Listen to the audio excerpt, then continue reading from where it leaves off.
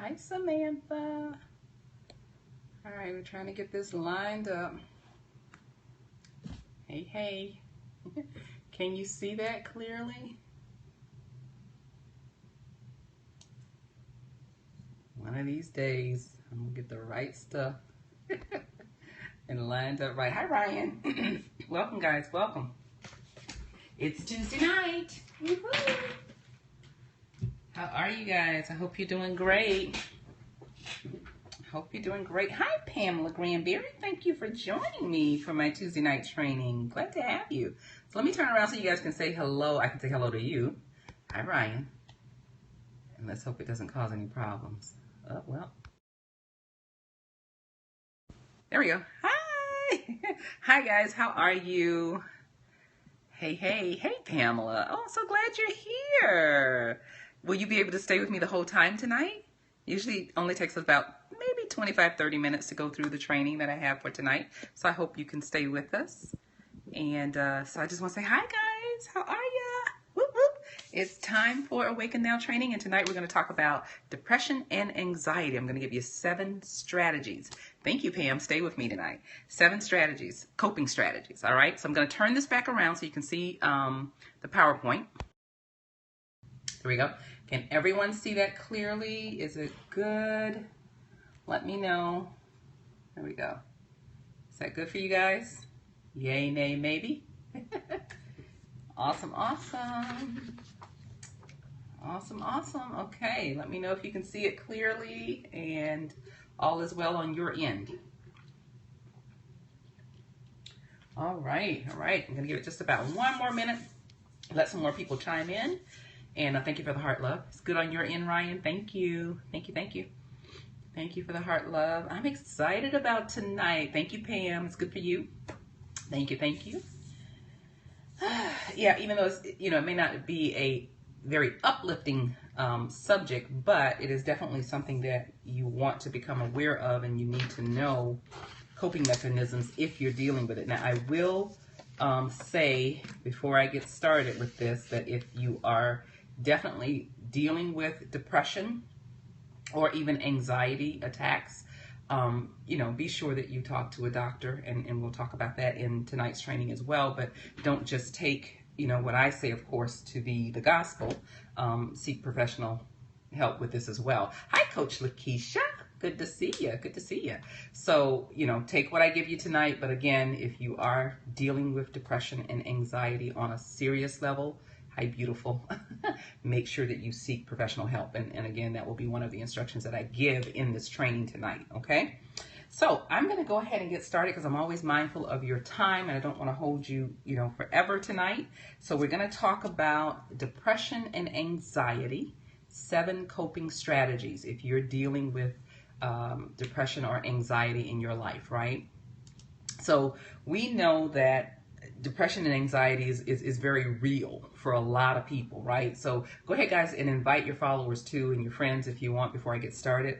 But we understand that depression and anxiety is very, very real for a lot of people, right? Oftentimes you'll hear people say when they come across someone that's dealing with depression, that they feel like it's just a state of mind and it's something that they should just get over. Well, depression is not necessarily just a state of mind, right? Sometimes it goes deeper than that. Depression is something that you can't just tell someone it's a state of mind. You just need to snap out of it, right? It goes deeper than that. It affects not just our mind, but our entire body. So when we think about depression and anxiety, these 2 things can affect your entire life, right? Your mind, your body, your soul, your spirit, everything. So it's not enough to just say that, this is something that someone just needs to get over. So become aware of that. And if you're dealing with, some friends or someone, a relative that may be dealing with depression, give them grace and understanding enough that you're not just shrugging it off and saying it's no big deal, right? Because it is. It really is. So when you look at depression and anxiety, I want to make sure that you guys can see that. I think that's there. Doesn't it go back or up? Up. There we go. Depression and anxiety. Can you guys see that? One of the things I want you to really understand and take away from this, I don't want to get too close because when I get too close, it kind of gives you that crazy color stuff. I want you to take away from this is that depression and anxiety are very real illnesses, right? And they can quickly take over your life. They can take over everything in your life. Hi, Trini. Welcome, love.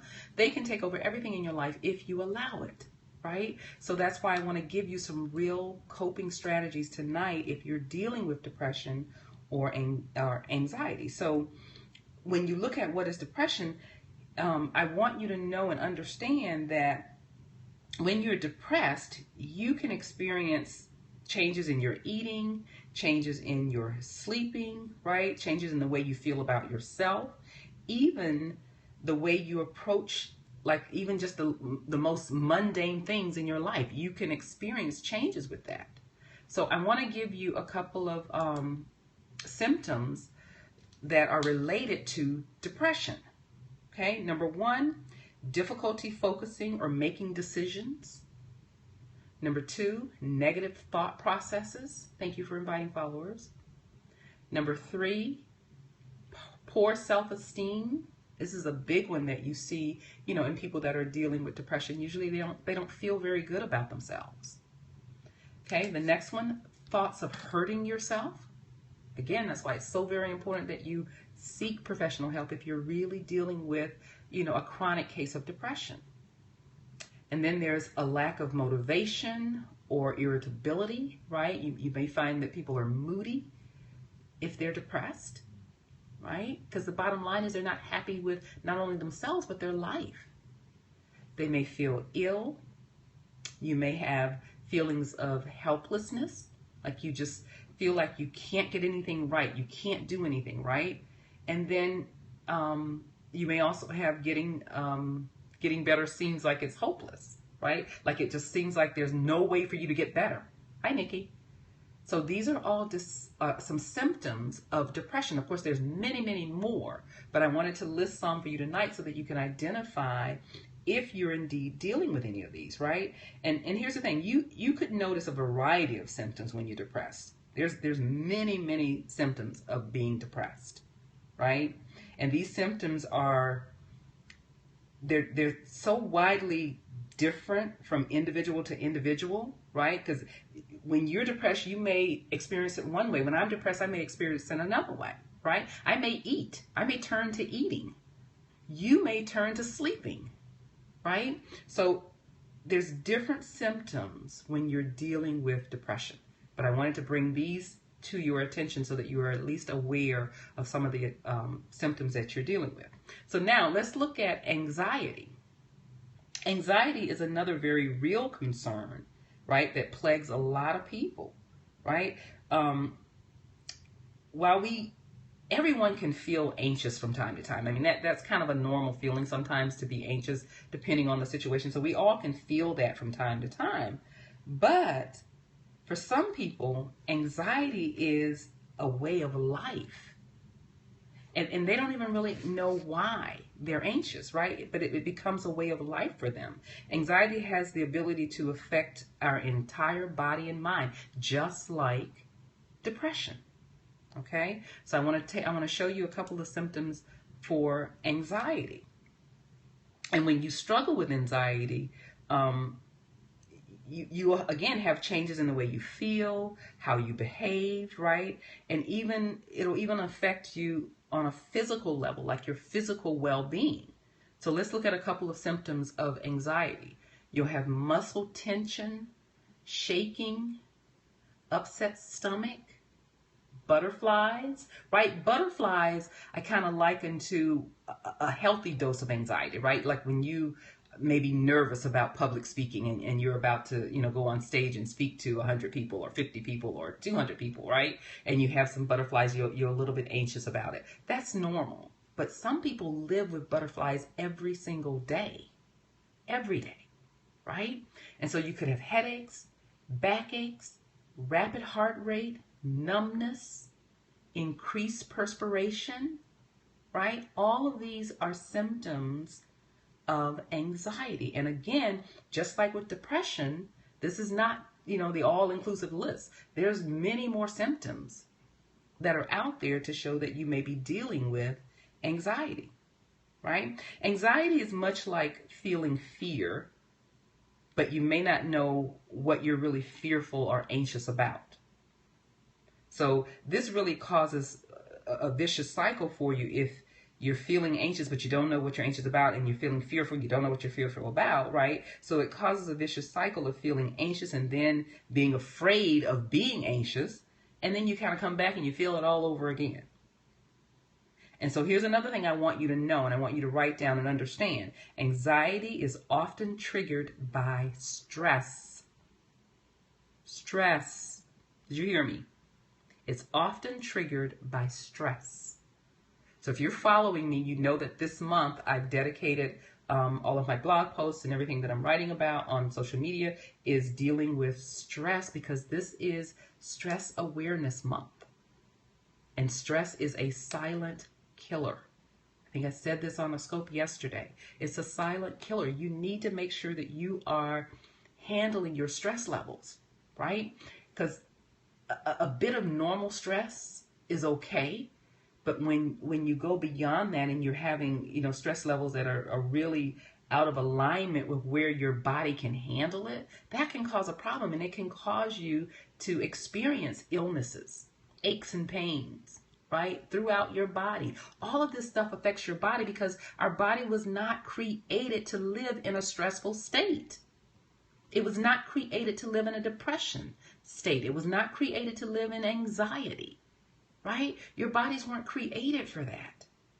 And so when we end up in situations that cause us to go through depression and anxiety and even stress, then we're putting our bodies in a state of stress. Simple as that. So understand, anxiety is often triggered by stress. All right. And we all encounter stress in our lives, right? Some of us just handle it differently than others. And those of us who are not equipped to really deal with stress effectively, we end up struggling with anxiety. All right. So I want you to make sure you write that down. Keep a note of that, right? So depression and anxiety are very real illnesses, and they can quickly take over your life if you allow it. They can quickly take over your life, right? And a lot of times we don't realize just how profoundly we're affected by these things like depression and anxiety and stress. We don't realize that that little ache in our back, or that little ache in our leg, or behind our neck, or, the side of our head, those little aches are telling you something. They're signals from your body telling you that there's something not right in your body. And it doesn't have to be, a major illness or disease or sickness or whatever, but it can certainly turn into that if you do not learn how to handle situations that cause you to, fall into a depression or deal with anxiety attacks or, stress. If you don't learn how to deal with those, it can get serious. All right. So here's the thing. What I want to give you tonight, like I said, is 7 strategies to help you really deal with depression and anxiety, to help you really know how to handle these situations so that you're not constantly wreaking havoc on your body and on your life. All right? So the first actionable strategy that I want to give you is talk openly about your feelings. Talk openly about your feelings. A lot of times we hold everything in. We don't want to discuss, what we're dealing with and what we're going through, but that can sometimes be the worst thing for us, right? So let your doctor, your family, friends, or even a mental health professional know how you're feeling, right? Sometimes putting your feelings into words will help you to just lighten the burden that you're feeling. Now, here's the key to this. When you are talking openly about your feelings, make sure that you talk to someone who will really listen to you. And then the second part to that is someone that you can trust. You've heard me say this before when I give you tips and strategies on talking to someone else and opening up to someone else. Always make sure that it's someone you can trust. Okay? So talking openly about your feelings to someone else, this helps you by you'll feel better when you express your deepest feelings without the fear of judgment. That's why you got to find someone that you can talk to, that you can trust, because you don't want someone judging you for where you are. You don't want someone judging you for how you feel, and you certainly don't want someone who's going to come along and say, oh, you just need to get over that. You want to make sure that you're talking to someone that you can trust and someone that will really listen to you. All right? So it helps you to be able to, express your deepest feelings without having to worry about being judged. Secondly, sharing your feelings of anxiety and depression can often bring relief. So you're not always feeling that anxious or, depression that you're walking around with.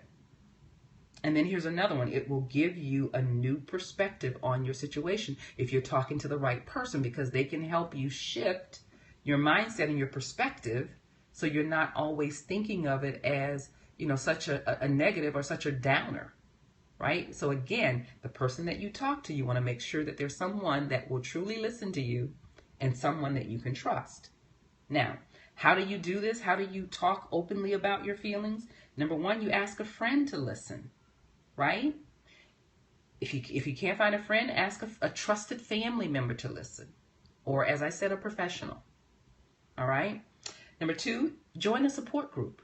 There's lots of support groups out there. Find one that fits with you and that you're comfortable with and you're comfortable sharing with. Right? And when we get in groups with other people who are dealing with the same things that we're dealing with, it helps us to know that we're not alone. And so when you know you're not alone, you're able to then face depression and anxiety with, a lot more courage and boldness. So support groups are a very good way. And then the third way that you could do this is make an appointment with your doctor or a therapist. All right?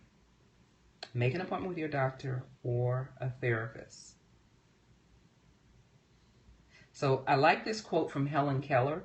It says, alone we can do so little. Together we can do so much. So that speaks to, having someone to talk to and having maybe a support group to help you out if you're dealing with depression or anxiety. All right. Actionable step number 2, postpone your worries. This is a good one, right? Postpone your worries. So you can take the anxiety out of a situation if you delay the process of worrying about it. Right? If you just delay the process of worrying about it. So I like to say, schedule your worries. Make worry appointments. Right? So if something comes up that, is causing you a little bit of stress or causing you some anxiety or depression, instead of you immediately reacting to it with negative reactions or feelings of depression or feeling down or worrying about it, schedule your time to worry. So if it happens today, you say, you know what? I'm going to give it a couple of days to really not allow this to take over my thinking and my thought process and my mind. And I'm going to come back to you on Friday and deal with you.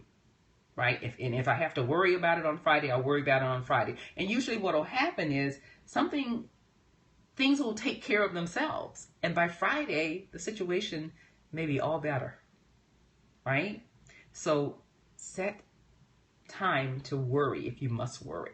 And then if you're going to do this, I don't mean worry for a week, right? I don't mean worry for days, a couple of hours, right? And then let it go, right? This is one of the most effective strategies to help you reduce excessive anxiety, because when you worry, you increase your anxiety levels. So how this helps you is it will help you live in the moment, which we as human beings have such a hard time doing, because everything in our world is going so fast, moving so fast, right, that we're trying to keep up with it. We have a hard time living in the moment, in this moment right here, right? And then it will also help you realize that most worries never actually come to fruition. Most of the things that you're worried about, think about it, they never really happen. But you build up in your mind this whole story about, well, if I do that, this is going to happen. That person's going to think that person's going to say that, and this may happen. We build up this whole story in our mind, and most of the time it never happens. Never comes to fruition. And then here's another way that it can help you. It will help you take the focus off of the things that are out of your control. Right? If something's out of your control, there's nothing you can do about it. If you can't change it, why would you spend time worrying about it? So understand that when you set the time to worry, set an appointment to worry, postpone your worries, it will help you really take the focus off of the things you cannot control. Okay? So how do you do this? You tell yourself that you'll think about it tomorrow, right? And then you let it go. You don't think about it anymore until tomorrow. Whatever appointment you set with this worry, and that's when you think about it. But you do not continually think about it all day, every day. Okay? You write yourself a note to take care of the issue at a specific time in the future. That's setting your appointment, right? And then you convince yourself that you're capable of dealing with challenges as they arise. You are capable of handling every situation that comes up in your life. All it requires is how you're looking at the situation and how you respond to it. But you are fully capable of taking care of every situation that comes up in your life. Right? Every great achievement was considered impossible at one point. Every great achievement. At one point, the person that was attempting to do this great thing thought about it as being impossible. Right? But then when it became possible, then it lets you know that you're capable of handling anything in your life. All right? Actionable strategy number 3. Put your worries into perspective. Right? If you know what you're worried about, contemplate on how it's affecting your life. Right? Do these things really deserve as much attention and energy and focus that you're giving them? Let me say that again. If you know what you're worried about, I want you to contemplate on how it's really affecting your life. A lot of the stuff that we worry about, it doesn't deserve as much energy and focus and attention that we're giving it. Because again, it's something that we've dreamed up in our minds that may happen. And chances are it won't. All right? Chances are it won't. So I want you to give it your worries into put your worries into perspective, right? I love this drawing because if you look at it long enough, I don't know if you guys can see it on the scope, but on one side it looks like 4. On the other side it looks like 3. So tell me by typing in the chat box, what do you see? 3 or 4? 3 or 4? Or can you see them both? Good, Samantha, you can see them both. What is everyone else seeing? 3 or 4? And it's a shift of the mind, right? It's a shift of the eyes. And this is, I love this drawing because, yeah, it depends on your angle. Depends on your angle. So what is everyone else seeing? You see 4, Ryan? Okay. It really depends on the angle and which way you're looking at. Because if you just move a little bit, it shifts and you can see 4. But if you move in another direction, you may be able to see 3. Right? I love this because this is so... It displays exactly how our minds work when we change our perspective. And sometimes changing our perspective requires us to just shift a little bit, move a little bit. Move to the right a little bit, move to the left a little bit. You see both, Pam? Yeah. It took me a minute, right, to see it. But as I shifted, like I said, to the right or to the left a little bit, I could see both of them. I can see both of them. So put your worries into perspective, right? A lot of times when we take a close look at what's causing us to be depressed or anxious, right, we realize that we're giving them way too much power over us. That's exactly what we're doing. We're giving it power over us. Okay? So how will this help you? It will keep things in perspective so you can live a more balanced life. It also helps you realize that things may not be as bad as you thought they were. And usually they're not. And then it enables you to think outside of your comfort zone, right? Sometimes you have to go outside the comfort zone. And so how do you do this? How do you put your worries into perspective? Number 1, make a list of all the things you're worried about. Number 2, ask a friend for their feedback about the items that are on your list, a friend or a family member, or again, someone you can trust. And then number 3, again, join a support group where you can share your worries and also listen to other people, right? And be able to help them, offer help to them as well, right? And what happens is this will give you like a whole new perspective when you listen to someone else's worries and someone else's issues, right? It gives you a whole new perspective on what you're really dealing with, because it may not be, again, as bad as you think it is. Usually it's not. All right. Actionable step number 4, change your routine, right? When you're depressed or dealing with anxiety, you often people will like withdraw from normal activities. Like if it's something that you normally do, right, you pull away from it and you don't do it anymore, right? Or there may even be people that you pull away from, right? Because like for me, for instance, right? They call me like the berries and flowers woman, because I'm always in a joyful state. I'm always happy, right? It's not to say that I don't get upset about some things, or things don't always go the way that I want them to go in my life, because certainly I have those moments, but it's how I respond to them. I don't allow them to take me in a state where I'm like totally wiped, right, for days, right? I have moments where I may be totally wiped for an hour, 2 hours, right? But days, no. So with me having that type of personality and always in that state of happiness, a lot of times people that are dealing with depression or anxiety have a hard time being around me, because they think I see things, too rosy. I see them out of rose-colored glasses, right? But I just understand that this life is too short to really be worried and concerned about things that we really don't have to be worried and concerned about, right? So a lot of times you'll pull back from your normal activities, right? Unfortunately, this only gives you more time to feel worried and depressed, right? This only gives your mind time to focus on the very thing that you don't want.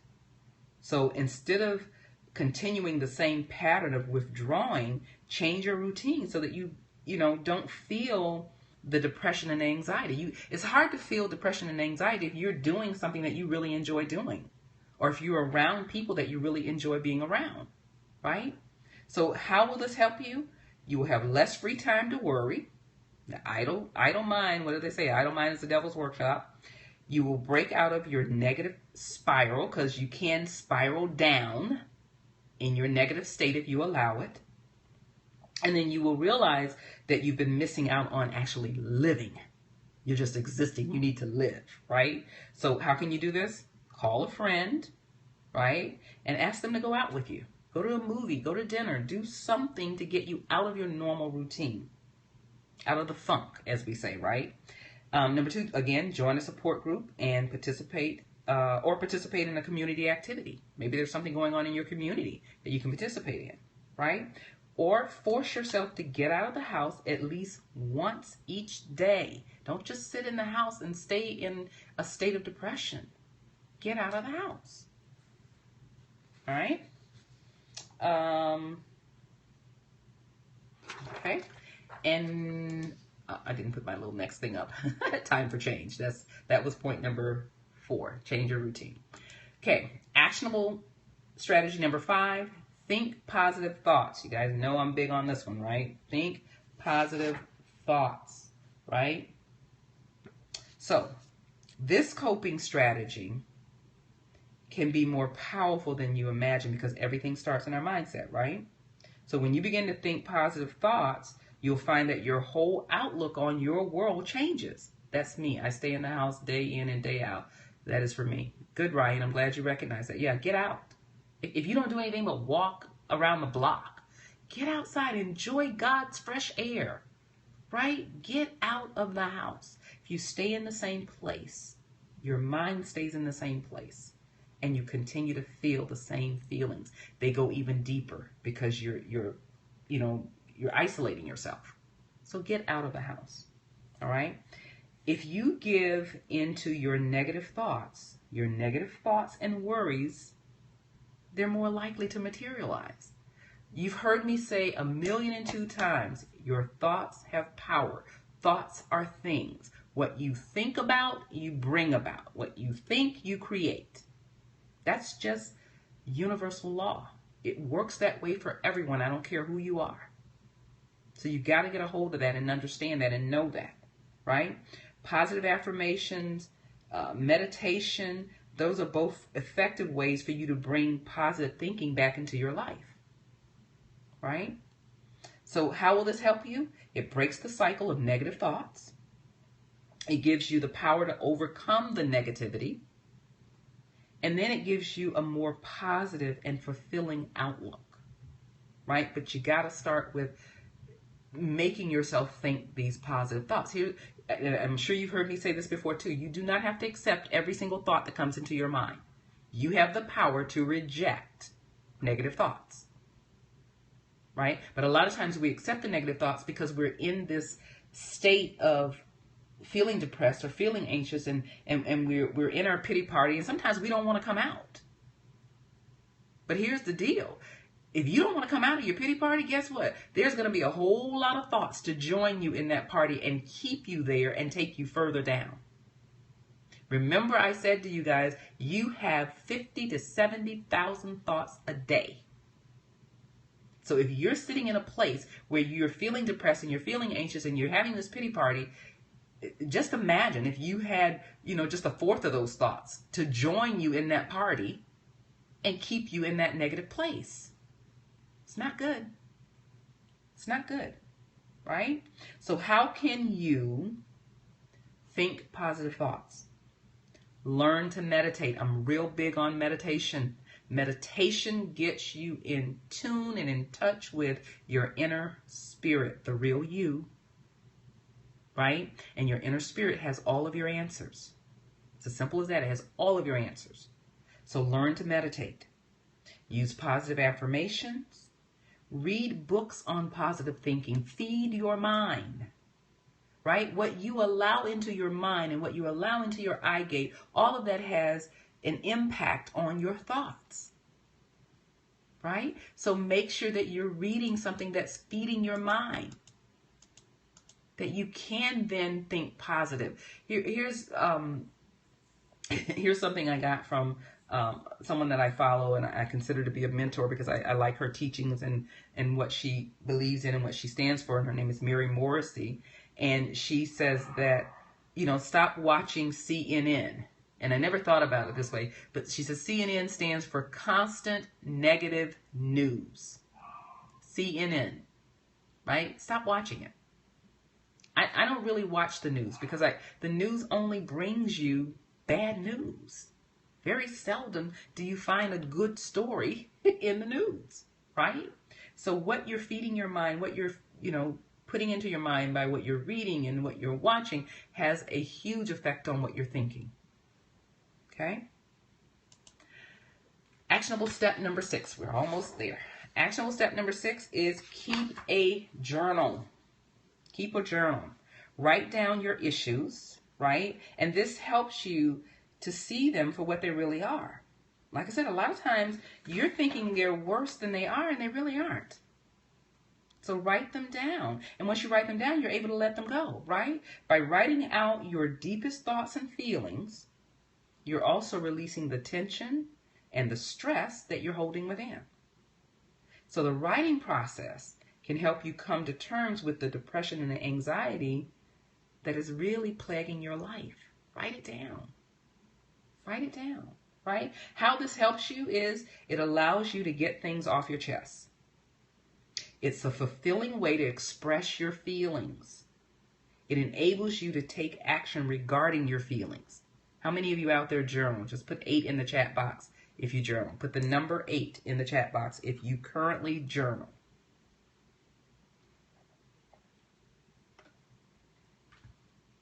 Very good, Pam. Very good.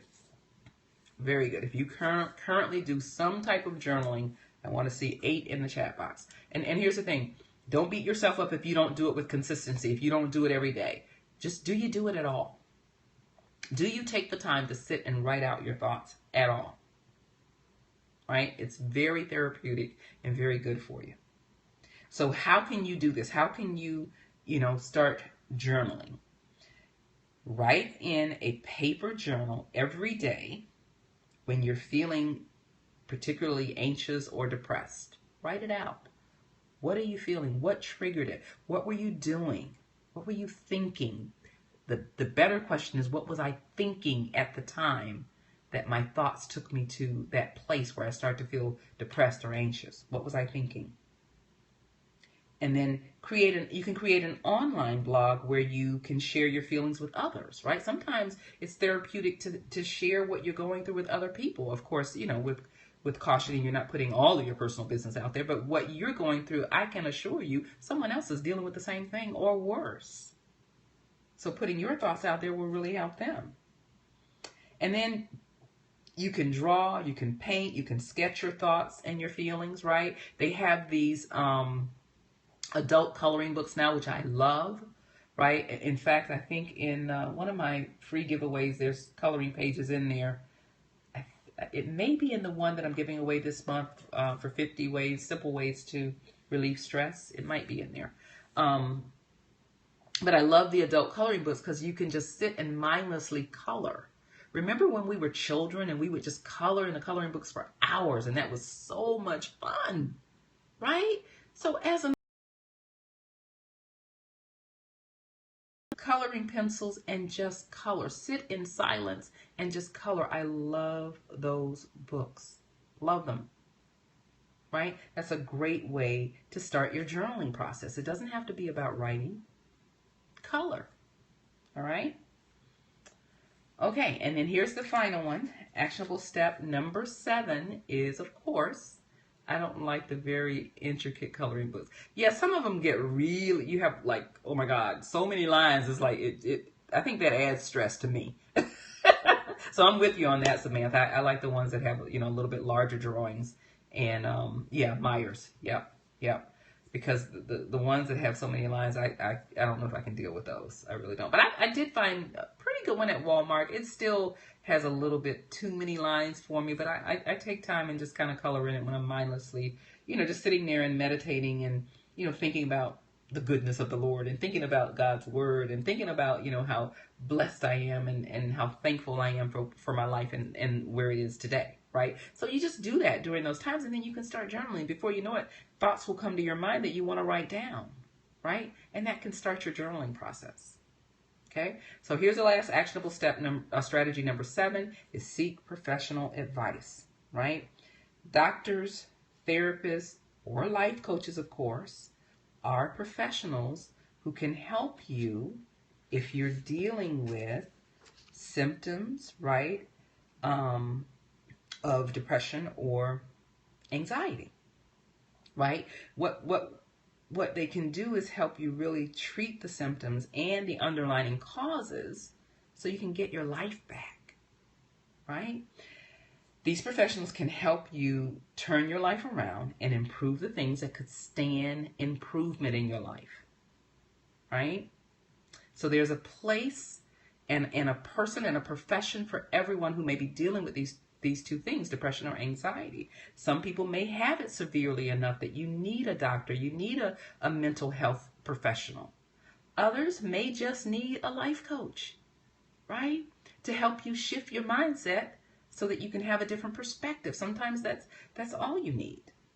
But it's easier to work with someone to help you do that, right? And here's how this helps you. It gives you greater wisdom and experience because you're going to be feeding off of the professional who's helping you through the process, right?